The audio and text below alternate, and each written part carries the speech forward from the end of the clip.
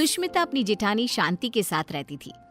दिखाने को दोनों देवरानी जेठानी एक दूसरे से बहुत प्यार करती थी, लेकिन देवरानी जेठानी के बीच की लड़ाई उन दोनों के अलावा अगर कोई जानता था तो वो थे उनके पति। उन दोनों में हमेशा ही लड़ाई होती रहती थी, कभी खाने को लेकर तो कभी कपड़े को लेकर। ऐसे ही एक दिन सुष्मिता का पति वरुण अपनी पत्नी और अपनी भाभी शांति से कहता है, सुष्मिता भाभी और भैया, मैं सोच रहा था कि इस घर में एक नौकर रख लेते हैं, क्योंकि इस बड़े से घर में मेरी भाभी माँ और मेरी प्यारी पत्नी के अलावा और कोई नहीं रहता। इस घर की सफाई करने में इन दोनों का कितना समय बीत जाता है, ये हमारे लिए खाना कैसे बना पाएंगी। तो मैं सोच रहा हूँ कि इस घर में एक नौकर को ले आता हूँ। वरुण, आइडिया बुरा नहीं है, लेकिन इन दोनों का झगड़ा देखकर मुझे लगता है कि हमें 2 नौकर रखने चाहिए। भैया, इतना बजट कहाँ है कि हम 2 नौकर रख सके। अरे आजकल नौकर कितने महंगे हो गए हैं। ये बात तो है। ठीक है, फिर 1 नौकर रख लेते हैं। हाँ, इस घर में नौकर ले आओ, लेकिन 1 नहीं 2, क्योंकि जो नौकर मेरा काम करेगा, मैं नहीं चाहती कि वही नौकर मेरी जेठानी का भी नौकर बनकर रहे। हाँ, मैं भी नहीं चाहती कि मेरा नौकर तेरा काम करे। हाँ, तो कह दीजिए ना जेठ जी को कि आपके लिए भी नौकर ले आए वो। हाँ, मेरा पति मेरे लिए नौकर तो ले ही आएगा ना, क्यों नहीं लाएगा। इस तरह दोनों के बीच एक बार फिर से झगड़ा हो जाता है। ये देख वरुण और विक्रम उन दोनों की लड़ाई में ना पड़ते हुए अपने अपने काम पर निकल जाते हैं, और काम पर जाते जाते दोनों भाई आपस में एक दूसरे से बात करते हैं। भैया, अगर यही हाल रहा तो हम लोगों को कभी भी खाना समय पर नहीं मिलने वाला। हाँ, तुम सही कह रहे हो वरुण, इसलिए आज शाम को ही हमें एक नौकर का बंदोबस्त करना होगा।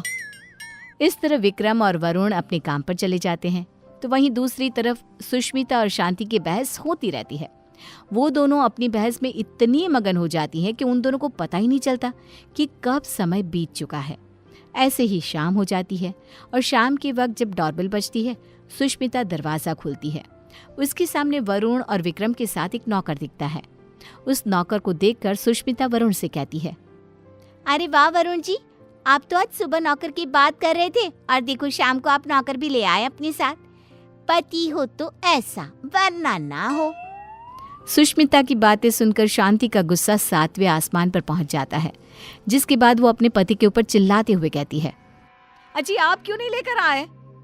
आपको दिखाई नहीं देता मैं कितनी थक जाती हूँ? अरे भाग्यवान, इस नौकर को मैं और वरुण हम दोनों ही लाए हैं। श्याम लाल किसी एक की चाकरी नहीं करेगा, बल्कि वो पूरे घर की सेवा करेगा। हाँ भैया, बिल्कुल ठीक कह रहे हैं। श्यामलाल, किचन ऊपर है, जाकर खाना बना दो। ठीक है साहब। श्यामलाल किचन में जा ही रहा था कि तभी शांति उसे रोकते हुए कहती है, अरे श्यामलाल, पहले तुम मेरा और विक्रम जी का खाना बना देना। इन दोनों को क्या है, इन दोनों का आराम से बनाते रहना, क्योंकि ये लेट नाइट्स होते हैं। ठीक है मैम साहब।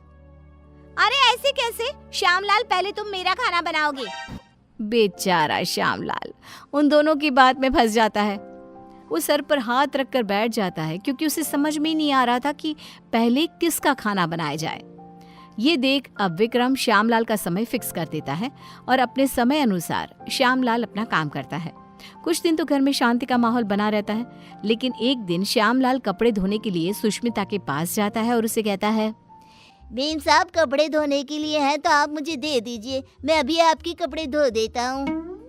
उसकी बात सुनकर शांति आती है और उसके ऊपर चिल्लाते हुए कहती है, श्यामलाल, तुम पहले मेरे कपड़े धोगे। अगर तुमने मेरे कपड़े नहीं धोए तो मैं तुम्हें नौकरी से निकाल दूंगी। जी, नाम तो आपका शांति है, लेकिन आपके अंदर ना शांति नहीं है बिल्कुल भी। अरे इस समय वो मेरे कपड़े धोएगा।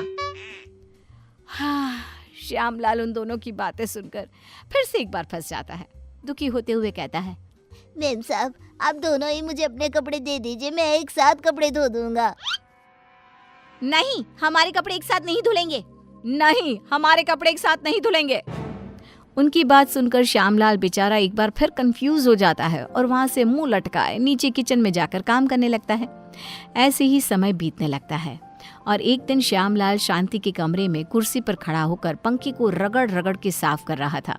ये देख सुष्मिता नौकर के ऊपर चिल्लाते हुए कहती है, श्यामलाल, तुमने आज तक इस तरह से मेरे कमरे की सफाई तो नहीं करी। अरे ऐसी कौन सी मेहरबानी करी है जेठानी जी, जो तुम उनके कमरे की इतने अच्छे से सफाई कर रहे हो। श्यामलाल कुछ बोलता तभी शांति आ जाती है और सुष्मिता को जवाब देते हुए कहती है, देवरानी जी, आप कुछ नहीं बोल सकती क्योंकि अभी आपके कमरे की सफाई का समय नहीं आया है, तो आप मेरे कमरे में आकर अपना लेक्चर मत दो श्यामलाल को। सुष्मिता मुंह बनाते हुए वहां से अपने कमरे में चली जाती है। कुछ समय बाद श्यामलाल सुष्मिता के कमरे की सफाई करने आता है। सुष्मिता श्यामलाल से अपने दरवाजे को भी घिसवाती है और अपने शीशे को भी चमकवाती है। कभी अपने कमरे के फर्श को अच्छे से रगड़वाती है और इस तरह श्यामलाल पूरी तरह से फंस जाता है। उसे समझ में ही नहीं आ रहा था कि इन दोनों को कैसे संभाला जाए, लेकिन वो बेचारा करता भी क्या, मजबूर था। ऐसे ही एक दिन श्यामलाल बाजार से सब्जियां लेने जा रहा था, तभी वो खुद से कहता है, क्यों ना मैं एक ही समय पर दोनों मेम साहब की सब्जियां ले आऊं और दोनों को अलग अलग समय पर दिखा दूंगा कि मैं अलग समय पर यही सब्जियां लेकर आया हूँ। यही ठीक रहेगा। इस तरह श्यामलाल सब्जियों को लेकर आ जाता है, लेकिन जैसे ही वो घर में घुसता है वैसे ही उसके सामने सुष्मिता और शांति खड़ी होती है। ये देख श्यामलाल के पसीने छूट जाते हैं। ये देखकर सुष्मिता कहती है, क्यों श्यामलाल, तुम्हारे पसीने क्यों छूट रहे हैं? तुमने कोई गलत काम किया है क्या? श्यामलाल, मैंने कितनी बार मना किया था कि इसके काम के साथ मेरा काम नहीं करना, लेकिन तुमने फिर से वही किया ना जो तुम्हें नहीं करना था। इस तरह दोनों अब श्यामलाल को खरी खोटी सुनाने लगती है और इतना सुनने के बाद कोई नौकर उनके घर में काम कर ले, ऐसा तो हो ही नहीं सकता। इसलिए श्यामलाल ने जवाब देते हुए उन दोनों से कहा, मेम साहब माफ करना, लेकिन मैं आपके घर में और काम नहीं कर सकता क्योंकि एक ही काम दो बार करना बड़ा ही मुश्किल हो जाता है। अरे तो क्या तुम उसके पैसे नहीं ले रहे हो? उसकी ये बात सुनकर बेचारा श्यामलाल चुप हो जाता है और ना चाहते हुए भी उन दोनों का काम करना पड़ता है। अलग अलग समय पर एक ही काम 2 बार करता हुआ खुद को देख वो बहुत परेशान होता रहता है। परेशान होकर विक्रम और वरुण के पास जाता है और कहता है, साहब मैं और काम नहीं कर सकता, यहाँ एक ही काम 2 बार करना पड़ता है। अरे एक काम अगर कोई 2 बार करेगा तो परेशानी हो जाएगा ना, इसलिए मैंने अब ठान लिया है कि इतने कम पैसों में मैं नहीं काम करने वाला। अगर आपको काम करवाना है तो आप किसी दूसरे नौकर को ढूंढ लो। मैं तो यही सलाह देना चाहूंगा कि आप दोनों अपनी अपनी पत्नियों के लिए अलग अलग नौकर रखना, वरना उस बेचारे का भी मेरे जैसा ही हाल हो जाएगा। इतना कहकर श्यामलाल उनकी नौकरी उनको ही सौंप कर चला जाता है। इस तरह बेचारे वरुण और विक्रम परेशान हो जाते हैं। कुछ समय बाद उन दोनों की पत्नियां हॉल में आती है और अपने पतियों से कहती है, अरे श्यामलाल कहाँ है? अरे श्यामलाल कहाँ है? दोनों भाई एक दूसरे की तरफ देखते हैं और कहते हैं, वो काम छोड़कर चला गया, तुम दोनों ने उसके नाक में दम कर रखा था।